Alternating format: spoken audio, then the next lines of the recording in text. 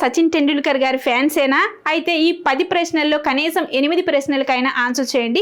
మీకు కాంపిటేటివ్ ఎగ్జామ్లో కూడా బాగా యూజ్ అయ్యేటటువంటి బిట్స్. మరి ఫస్ట్ క్వశ్చన్ ఏంటో చూసేద్దాం. ఓకే, సచిన్ టెండూల్కర్ గారు ఏ సంవత్సరంలో భారత అత్యున్నతమైన పౌర పురస్కారం భారతరత్న అందుకున్నారంటే 2014లో అయితే ఇతను అందుకున్నారు. అలాగే అంతర్జాతీయ క్రికెట్లో 100 సెంచరీలు సాధించిన ఏకైక ఆటగాడు ఎవరండి అంటే సచిన్ టెండూల్కర్ గారని చెప్పొచ్చు.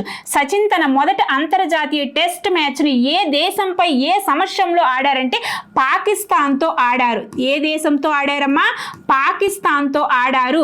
1989లో అయితే ఆడారు. అలాగే సచిన్ టెండూల్కర్ గారు ఏ సంవత్సరంలో రాజీవ్ గాంధీ ఖేల్ రత్న అవార్డు, ప్రస్తుతం మేజర్ ధ్యాన్ చంద్ ఖేల్ రత్న అవార్డుగా అయితే ఉంది, అది ఎప్పుడు అందుకున్నారండి అంటే 1997-98లో అయితే ఈ అవార్డును అందుకున్నారు. అలాగే సచిన్ తన కెరియర్లో మొదట వన్డే సెంచరీ ఏ దేశంపై సాధించారండి అంటే ఆస్ట్రేలియాపై సాధించారు. ఏ దేశంపై అమ్మా?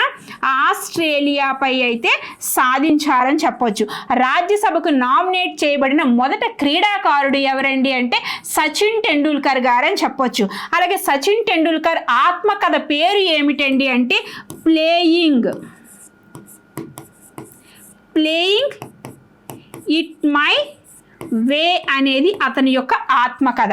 అలాగే ఏ సంవత్సరంలో జరిగిన క్రికెట్ వరల్డ్ కప్ను గెలిచిన భారత జట్టులో సచిన్ సభ్యుడిగా ఉన్నారండి అంటే 2011లో.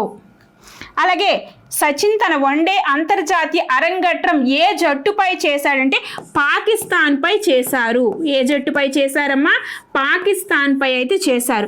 క్రికెట్ ప్రపంచంలోనే సచిన్ టెండూల్కర్ గారిని ఏమని పిలుస్తారండి అంటే మాస్టర్ బ్లాస్టర్ అని పిలుస్తారు. ఏమని పిలుస్తారమ్మా? మాస్టర్, అలాగే మాస్టర్ బ్లాస్టర్ అని పిలుస్తారు. ఓకే, ఇటువంటివి ఎన్నో బిట్స్ కావాలంటే మన ఛానల్ని ఇప్పుడే సబ్స్క్రైబ్ చేసుకోండి.